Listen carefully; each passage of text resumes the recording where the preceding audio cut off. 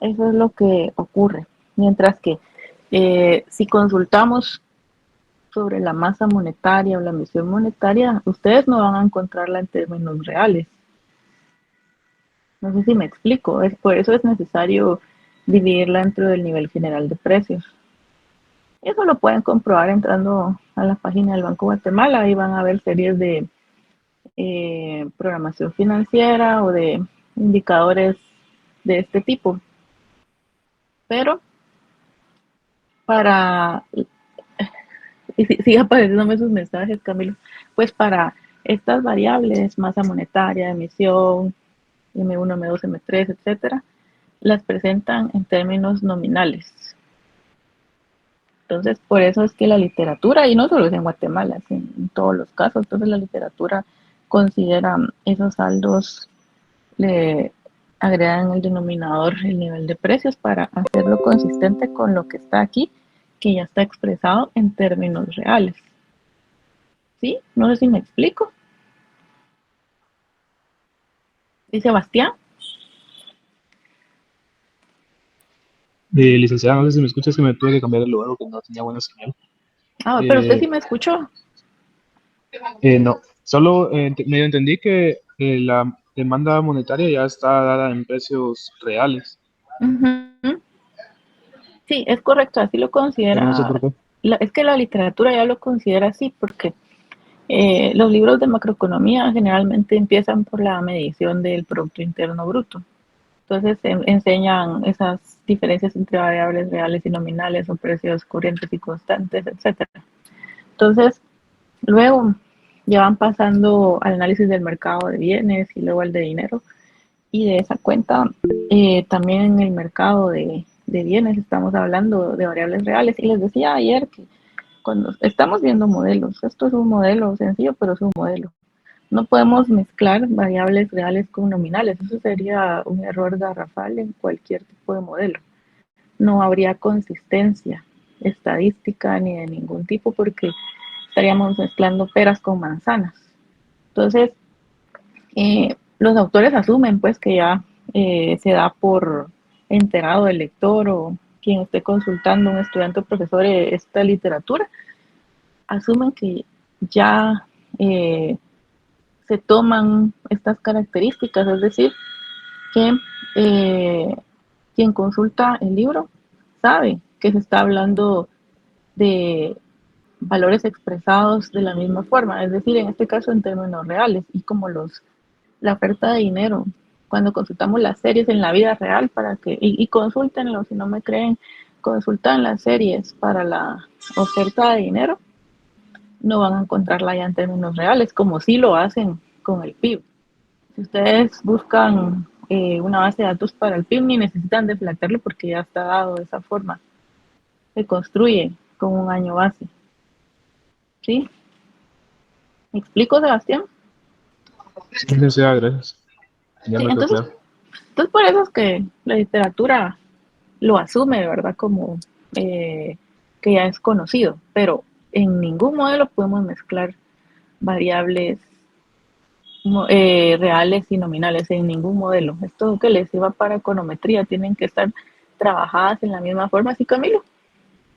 Doctora, yo ayer me quedé con la duda y estuve buscando en internet. Lo que encontré, no sé si sea correcto o no, pero explicaba que usamos los precios reales perdón, la oferta monetaria basada en precios reales porque queríamos utilizar el poder de compra real de la población y que por eso se flataba con los precios. ¿Es eso una razón correcta? Esta es una parte de la historia, esa es la razón de por qué deflactamos una variable y es para eliminar el efecto de los precios. O sea, esa sería una razón, pero en Ujú. ningún modelo podemos tener de un lado, es decir, la oferta en términos reales y la demanda en términos nominales. Eso sería un error. No puede mezclarse ambas cosas. Hay que tener consistencia. El modelo ahí se cae. Y Muchas aunque gracias. lo corran y luego les dé algunos resultados, no serían válidos. Está mal construido el modelo. Sí, entonces para aclarar un poco eso. No sé si hay alguna duda más al respecto. ¿No? Entonces pudimos analizar un poco más. Hay mucho que abordar acá y lo vamos escribiendo por partes para que se vaya captando de mejor forma.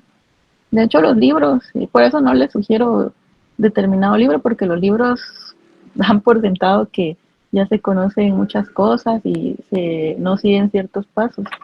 Entonces, por eso no les recomiendo un libro puntualmente. Pero considero que si lo vamos viendo de esta forma, pueden apoyarse con la literatura, pero no es que yo la esté siguiendo. Entonces vimos ya qué ocurre en algunos puntos que no se ubican encima de la curva IS y encima de la curva LM, es decir, que ahí no hay equilibrio, ¿verdad? En eso estábamos claros. Y ya empezando a adentrarnos y a pensar que todavía eso requiere un análisis más profundo, pero cuando hablamos de un equilibrio simultáneo, estamos hablando de ese punto donde se van a igualar ambos mercados, es decir, donde se iguala el mercado y el de dinero, ¿me explico? Sí, doctora, gracias. Sí. Bueno, entonces, en este punto encontraríamos un equilibrio en la economía, considerando solo estos dos mercados. Pero hemos dicho que difícilmente nos vamos a encontrar en un punto de equilibrio en uno de los mercados. Imagínense ya a nivel de la economía, cómo podrá interactuar todas las variables. Veamos un caso gráfico para empezar a pensar ya más adelante, vamos a cuantificar, pero para generar intuición, veamos este escenario.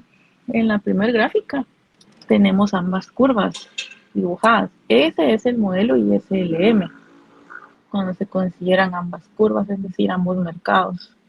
Entonces, este es el modelo ISLM de la primera gráfica. Segunda gráfica es el mercado de bienes. Tercera gráfica, mercado de dinero. Y recuérdense que podríamos incluir otras si es necesario, pero principalmente vamos a considerar estas tres. Si se dan cuenta, las condiciones que en este momento predominan en la economía no parten de un punto de equilibrio simultáneo. ¿Cómo son esas condiciones? Veamos la primera gráfica. ¿Qué podemos observar en ese caso?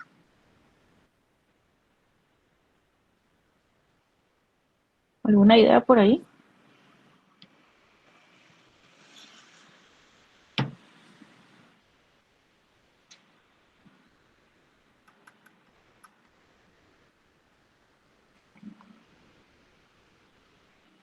¿Qué vemos en esta gráfica? En el modelo ISLM, ya combinando ambos mercados. ¿Vemos una situación de equilibrio? No, Sí, no sé, no estamos en ese punto donde ambas curvas se interceptan, ¿verdad? Es decir, que gráficamente podemos decirlo sin números, sin nada. La gráfica es muy clara. No estamos en ese punto. Entonces, estamos con un nivel de tasa R sub 0 que está por arriba o por debajo de la de equilibrio. por abajo. Por debajo. Por abajo, ¿verdad? Bueno, veamos la segunda. La segunda es el mercado de bienes, como les comentaba. ¿Qué situación vemos ahí? Ahí sí está en equilibrio. Ahí está en equilibrio, ¿verdad? ¿Y el mercado de dinero? Este no está en equilibrio. Exactamente. Entonces, empezando por ahí, vemos que podríamos encontrarnos en una situación donde estemos en equilibrio en uno de los mercados, porque sabemos que no hay equilibrio simultáneo. ¿Qué Ahí pasa tendría acá? que incrementarse la oferta monetaria para que estuviera en equilibrio, o tendría que reducirse la demanda. Me está hablando del mercado de dinero, ¿verdad? Sí, ajá. Bueno, ¿qué ocurre aquí? Veámoslo eh, con cierto orden. Pensemos en el nivel de producción. ¿Cómo visualizan el nivel de producción a nivel general? La primera gráfica nos ilustra ese nivel. ¿Qué nivel prevalece en ese momento? Vemos que el mercado de bienes se encuentra en equilibrio. ¿Cuál es el nivel de producción que Y sub N. observamos de equilibrio? Y sub n, exactamente. Y sub n. Pero vemos que y sub n, si lo vemos en la primera gráfica, la del modelo ISLM, no corresponde, llamémosle y sub 1, a este nivel de producción, ¿verdad? Que debería ser el de equilibrio a nivel de economía. ¿Estamos de acuerdo? Sí, Lick. Sí, licenciada. Sí. Entonces y sub n es mayor que y sub 1, ¿verdad? O sea, tenemos esa situación. ¿Qué decíamos que pasa cuando el nivel de ingreso es mayor que el de equilibrio?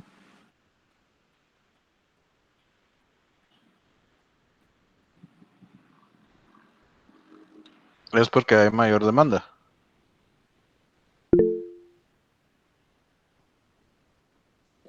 Bueno, a medida que, le cambio la pregunta, a medida que el ingreso aumenta, ¿qué pasa con las decisiones de los agentes económicos? Y vean lo que lo estamos viendo desde otra perspectiva para Gastan más. gastar, y cómo gastamos más, qué es lo que tenemos que hacer.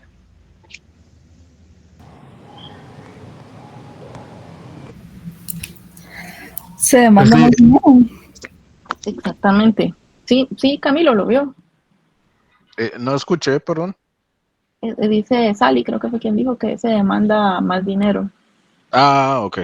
Gracias, Sí, Ali. estamos de acuerdo con eso. ¿Sí o no?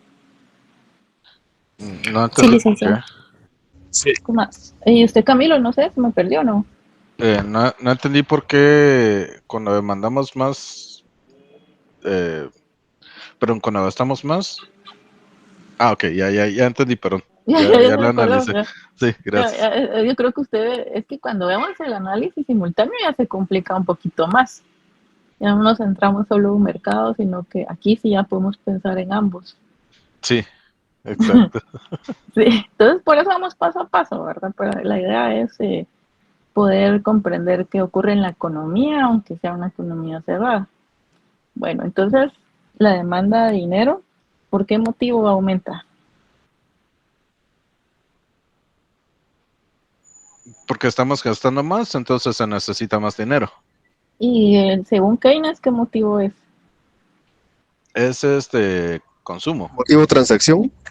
Motivo de transacción que está relacionado con el consumo, ¿verdad? Sí. Entonces, aunque no se recuerdan de los nombres, pues la lógica ya dice, bueno, si a nivel macro los agentes económicos tienen un mayor ingreso, pues van a consumir más. Y para consumir se necesita tener dinero, entonces se va a demandar más dinero. Y es precisamente por ese motivo de transacción. Sí, me iba a decir algo, Camilo. Sí, doctora, perdone que le cambie un poquito el tema. Cuando dice que los factores económicos gastan más cuando tienen más, también Los se agentes puede decir que, económicos. Ajá. ajá, también Sí, se sí. puede decir que los países gastan más cuando tienen más. Recuerden que estamos hablando a nivel muy general. Ajá. Cada economía va a ser un caso. O sea, estamos generalizando. Y es lo que dice la teoría, pero hay casos diferentes. Ah, ok. Para efectos de generar intuición, estamos haciendo un análisis muy, muy general. Pero Ok. hay casos particulares. No quiere decir que esto se observe en la vida real. Ok, muchas gracias. Pero es la lógica económica, la intuición nos dice, bueno, si el ingreso aumenta a nivel global en una economía, pues el consumo va a aumentar. De hecho, por eso es que se dio dinero durante la pandemia, ¿verdad? Para que se consumiera, porque el ingreso era muy limitado, porque había mucha gente sin ingresos, ¿sí? Sí, Sí, sí, sí tiene sentido, ¿verdad? sí, Muchas Es que gracias. tal vez es bueno tener las bases micro para comprender esto, pero a nivel agregado ya lo vemos en conjunto, ¿verdad? Vemos un comportamiento promedio, ¿sí? Bueno, entonces decimos, se demanda más. ¿Qué pasaría entonces cuando se demanda más?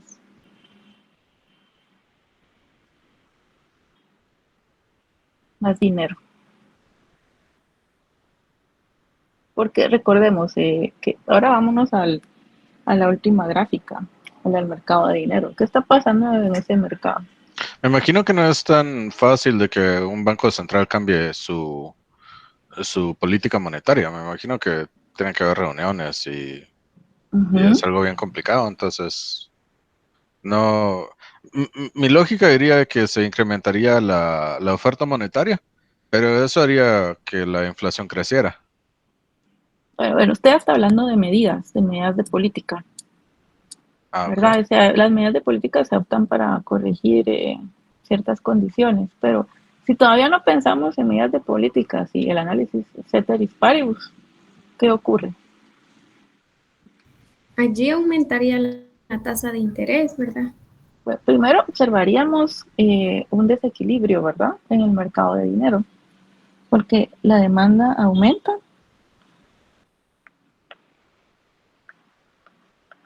pero la oferta está dada. Entonces, tenemos esta situación, ¿verdad? Este tipo de desequilibrio en el mercado de dinero. Y por ahí, bueno, ya me decían, entonces hay un efecto sobre la tasa de interés. ¿Todos ven el efecto sobre la tasa de interés?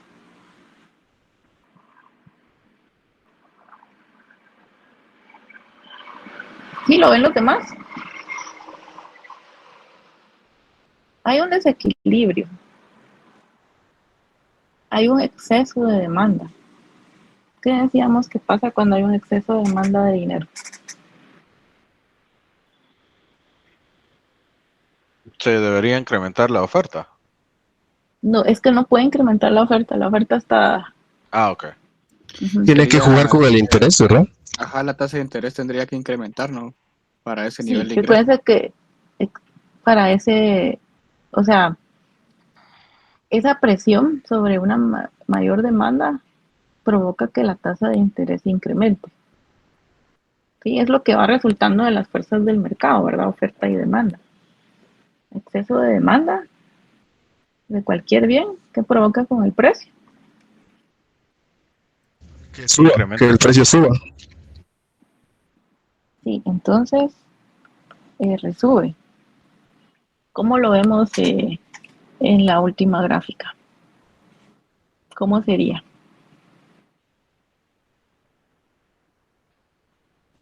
Vemos un movimiento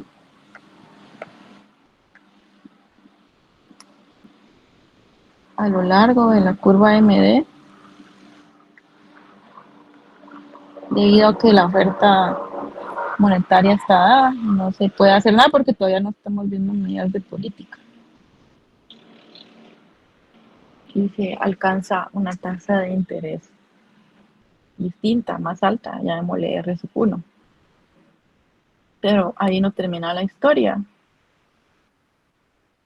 O si termina ahí. Ya estamos conjugando ambos mercados. ¿Qué podría ocurrir ahora? Se afecta el equilibrio del mercado de bienes. Bueno, ¿Por qué? ¿Cuál sería esa porque la razón, tasa de Sebastián? interés subió y al subir la tasa de interés la inversión va a caer. Exacto, a eso quería llegar. Entonces, ¿con qué variable tiene relación la tasa de interés? Aquí ya estamos conjugando dos mercados. Como dijo Sebastián, pues tiene relación con la inversión.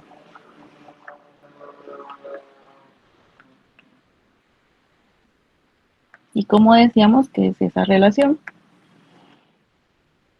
¿Alguien más? ¿Cómo es esa relación? ¿Positiva, negativa? Según Es la negativa. fórmula es negativa, ajá. Sin pensar en fórmula, es por usando la intuición. Alguien dijo directa por ahí. Es inversamente proporcional, es negativa.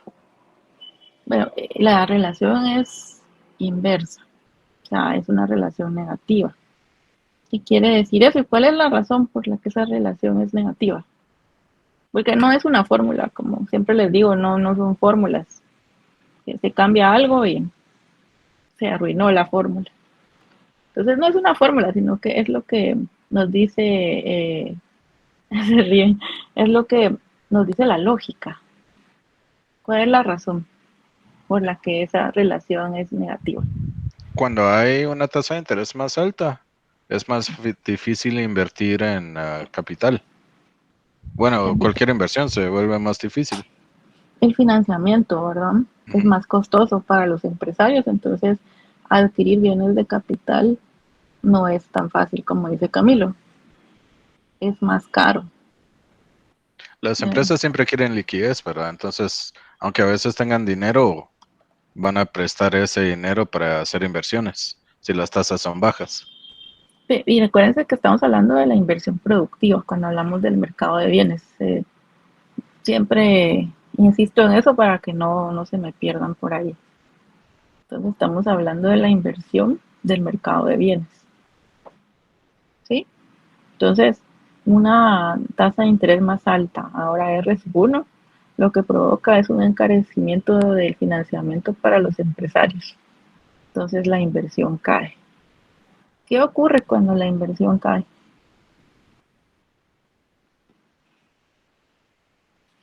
La demanda agregada cae también. Exacto. Demanda agregada, o le llamábamos antes Z, pero es lo mismo. Demanda agregada, C más I más G, ¿verdad? Cae I, por lo tanto cae la demanda agregada. ¿Qué pasaría entonces? Ya vemos, en el mercado de bienes hay un efecto sobre la demanda. ¿Pasa algo en esa gráfica?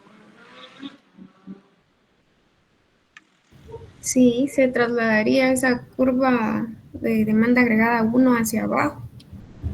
Exactamente.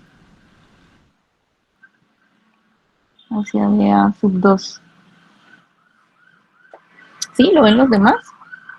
Porque cayó la demanda agregada. Ahora la demanda agregada cae y decimos que hay un supuesto importante en este modelo. ¿Cuál es?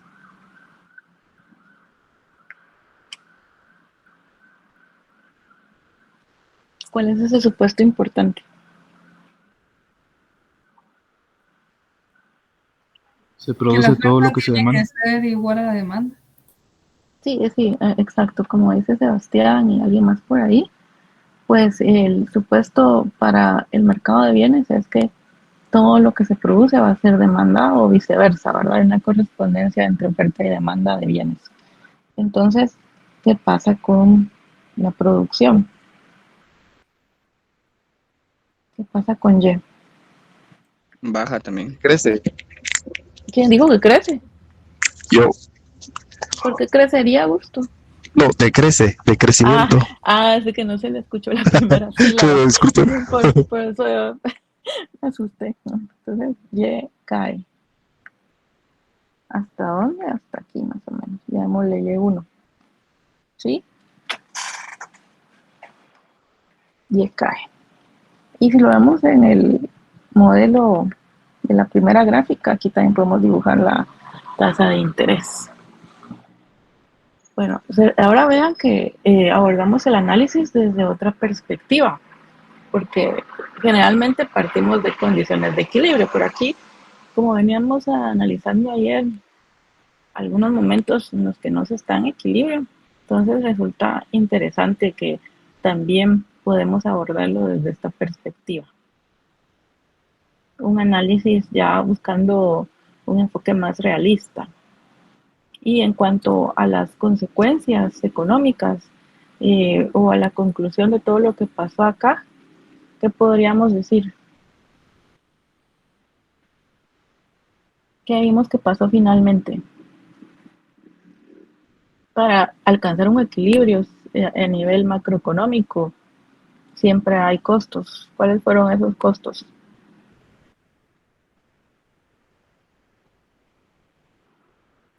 Yo supondría que sería ahí que cae la actividad económica y no sé, también el desempleo o variables así con las que ¿Qué piensan los demás? También que se restringe un poco el crecimiento económico derivado del Sí, aumento de la tasa. sí, y es que finalmente lo que vemos que ocurre es que ya no nos encontramos en un nivel de producción y eso viene, ¿verdad? Que es del que partimos. Entonces ahora tenemos un nivel de producción que finalmente logra restablecer el equilibrio, pero a un nivel menor y con una tasa de interés más alta.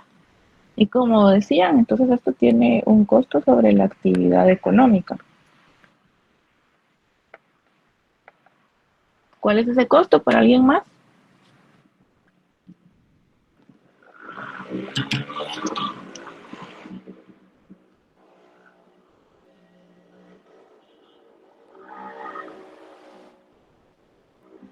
Ya lo decían antes, ¿cuál sería el costo para alguien más que participe?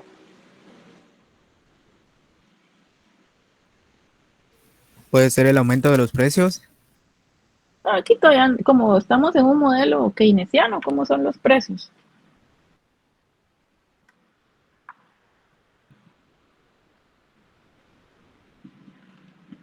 ¿Cómo son los precios? Constante, licenciada.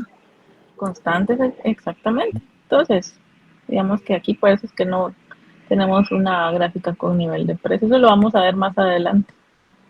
Licenciada, disculpe. Ahí Sí, al mermar la actividad económica, pues siguiendo así como una lógica, yo diría que existe desempleo, ¿verdad? Porque eso lo quería decir, gracias. sí, no, exactamente, y a eso iba a preguntarles de que como la actividad económica se contrae, entonces, ¿cuál es la lógica? La producción se contrae. ¿Cuál es la lógica de los productores o empresarios? ¿Qué es lo primero que ocurre? ¿Qué tal, licenciada? ¿Cómo está? Yo diría que se empieza a Sí, despedir gente, trabajadores. sí, gracias Carlos, buenas noches. Sí, exactamente, entonces eso es parte de los costos, ¿verdad? El pago de salarios. Aunque en este modelo no lo estamos viendo como tal, pero sí estamos analizando posibles consecuencias, pero eso lo vamos a ver con mayor detalle cuando estemos viendo el mercado de trabajo, pero para empezar a construir un poco de intuición, entonces la lógica nos señala, bueno, entonces los empresarios lo primero que hacen cuando su producción se va mermando, como dicen ustedes, o va cayendo, pues es recortar personal. Y eso ocasiona, como le decía Freddy, desempleo.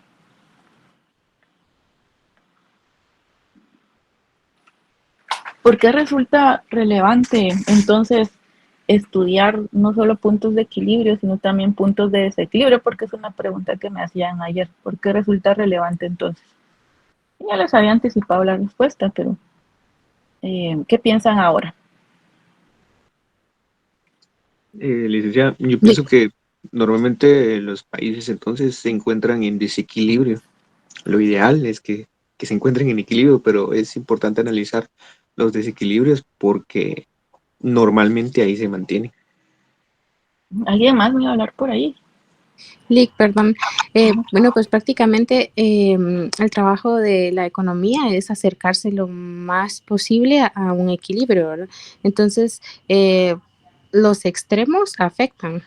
Entonces, toda situación fuera de equilibrio se tiene que tomar acciones. Entonces, es necesario evaluar las dos opciones y acercarse de la mejor manera al equilibrio.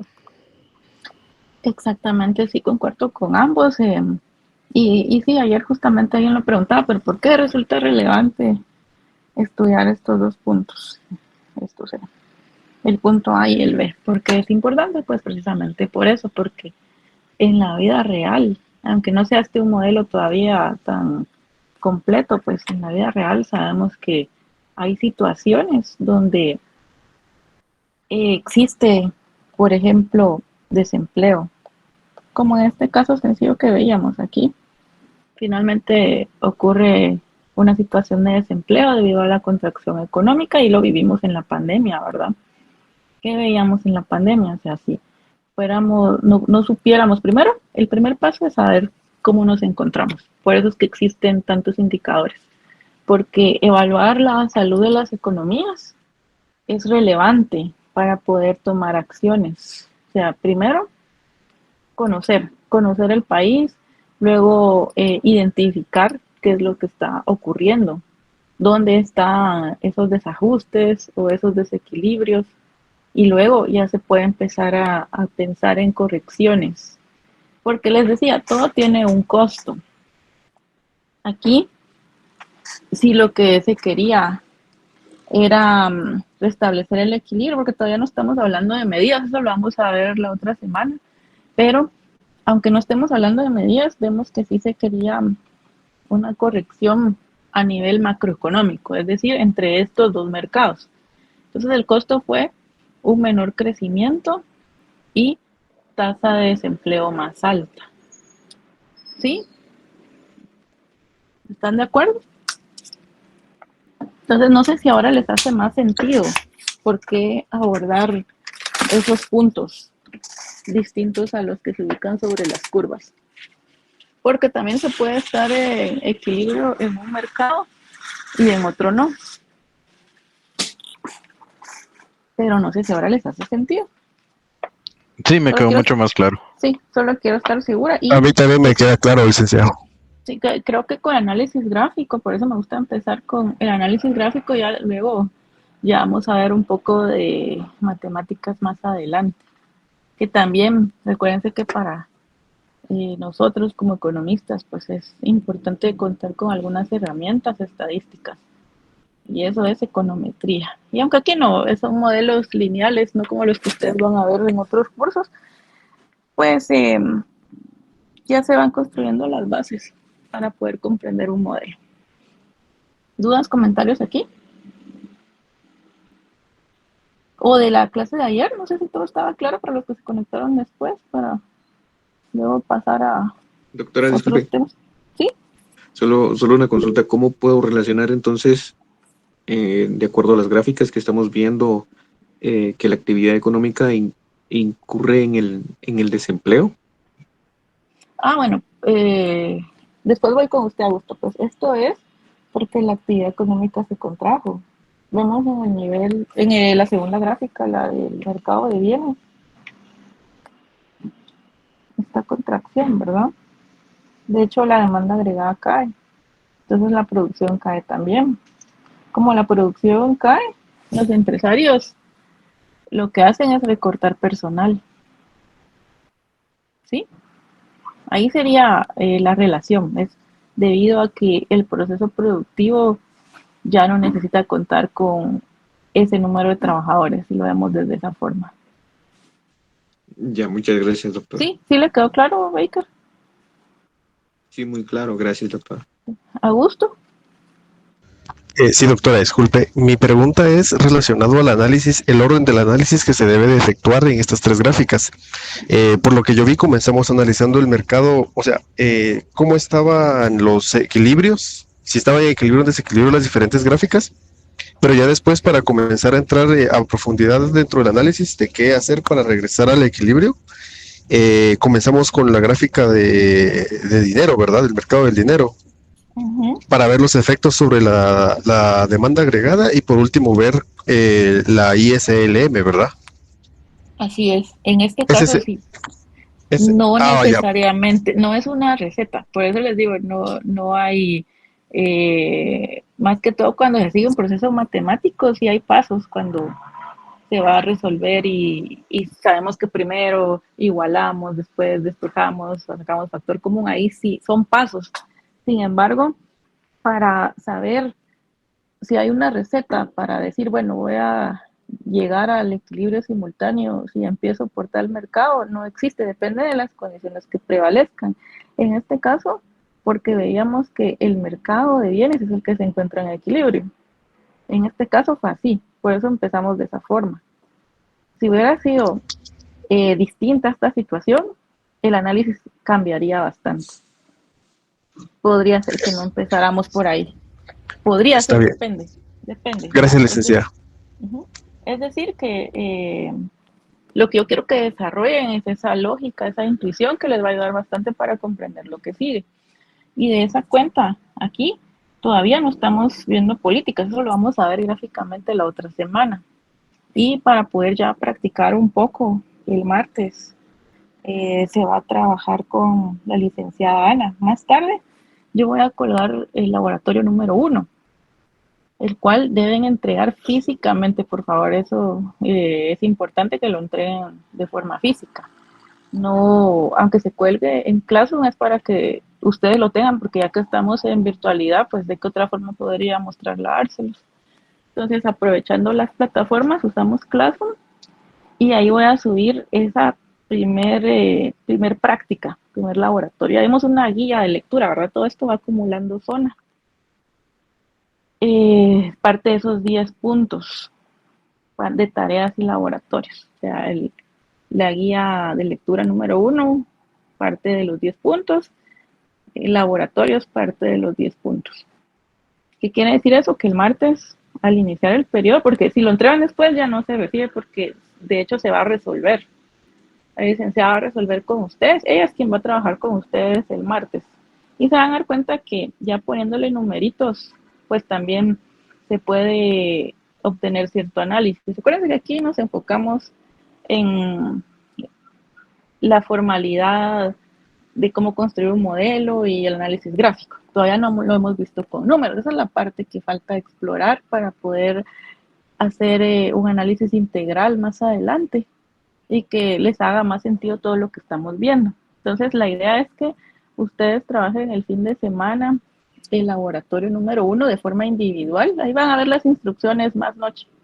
Voy a colgar más noche para que lo haga. Si ustedes trabajan en equipo, eso ya es otra cosa, pero tienen que presentarlo de forma individual, a mano, antes de que sea resuelto el laboratorio. Después ya no cuenta como puntos para acumular, porque ese es el sentido, ¿verdad? No tanto que se pueda obtener una respuesta correcta, sino poder practicar. De esa forma creo que les va a ayudar bastante.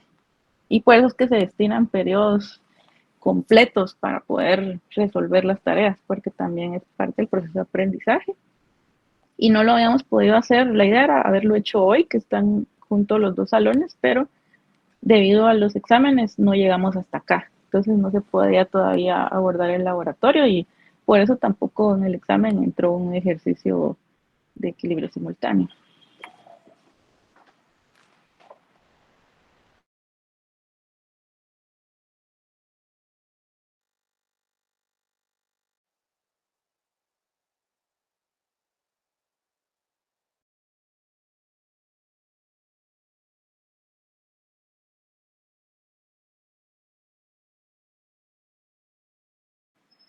¿Me escuchan? Sí, licenciada, la escuchamos. Sí, es que se me fue un poquito el audio y por eso estaba viendo un poco aquí distorsionado, pero entonces no sé si están de acuerdo. Sí, definitivamente. Bueno, entonces, hasta aquí llegamos para que puedan hacer ustedes trabajar el laboratorio el martes con la licenciada Ana y que ustedes aprovechen el fin de semana. Se van a dar cuenta que no les tomará más de 2 horas. No va a ser mucho. Según mis cálculos, ¿verdad? ¿Dudas, comentarios? Es el espacio ahorita que tenemos tiempo. Que no quiero empezar el tema de políticas hasta más adelante. Lo veríamos el jueves, el tema de políticas. Licenciada. Sí, mire, dado que es casi imposible que una economía esté en equilibrio por la magnitud que representan las economías, ¿verdad? Todas las variables que intervienen, ¿verdad? Entonces, y la cantidad de transacciones que existen. Entonces, los puntos de desequilibrio pienso que serían los más importantes de analizar para pues llegar a un punto de la economía que sea razonable. Entonces, Sí. digamos, lo importante sería corregir las desviaciones que tengan las variables, ¿verdad? Por ejemplo, ahorita estamos hablando de la tasa de interés. Si la tasa de interés se va demasiado alta, pues ya vimos las consecuencias que trae. Entonces, habría que enfocarse con políticas de corrección, ¿verdad? Para que la tasa de interés llegue a un nivel de mercado, pues que sea, haga viable pues el crecimiento económico, ¿verdad? Entonces, por lo que hemos estado viendo, pienso que los puntos de desequilibrio para mí pues sería lo más importante de analizar para corregir todas las desviaciones que puedan existir. Exactamente, Freddy, completamente de acuerdo. Y de hecho, hacia ahí vamos. Es decir, justamente las autoridades generalmente buscan ciertos objetivos, van a perseguir ciertos objetivos partiendo de ciertas situaciones. Y lo que vamos a hacer nosotros es trabajar escenarios. De esa forma se comprende más fácil. Antes de entrar a la parte cuantitativa, o sea, vamos paso a paso. Cuando ya se comprenda estos escenarios, ya podemos empezar a cuantificar. Pero justamente, Freddy, así es, ese es el objetivo. Plantear políticas para corregir ciertas situaciones que están afectando el bienestar de la población. Todas las políticas de carácter económico persiguen mejorar la calidad de vida de las personas o buscar el bienestar de los ciudadanos, ¿verdad? Ese es el objetivo de todas las políticas económicas o sociales. Entonces, hacia ahí vamos. Aquí solo nos vamos a enfocar en dos políticas, la fiscal y la monetaria. Ya en otros cursos se pueden ver otro tipo de políticas, pero aquí todavía estamos en lo básico y se dan cuenta que a pesar de que yo le llamo básico, no es que esté menospreciando el análisis, sino que sé que esto más adelante ustedes ya van a entender por qué le llamábamos un análisis básico, y es porque es general, empezando porque la economía está cerrada. ¿Sí? ¿Alguien más? Doctora, disculpe con una consulta. Sí, Baker. La gráfica número 3, la curva es a largo plazo. ¿Qué mercado es este? Ah, ya. El de dinero. Sí, usted lo estaba confundiendo que... con el modelo de oferta y demanda agregadas. Exacto. Yo les voy a... Sí. Bueno, tal vez aquí se ve muy pequeño, ¿verdad? A veces. Aquí sí ya la agrandé y se mira que es oferta monetaria. Como es una variable dada, entonces por eso tiene esa forma. Sí, de todos modos yo les voy a compartir esta presentación más noche para que ustedes repasen, si así lo desean. Y también más noche van a ver el laboratorio. ¿Sí? ¿Algo más? ¿Todo bien? Todo bien, Dicta, muchas gracias. Entonces, gracias a ustedes.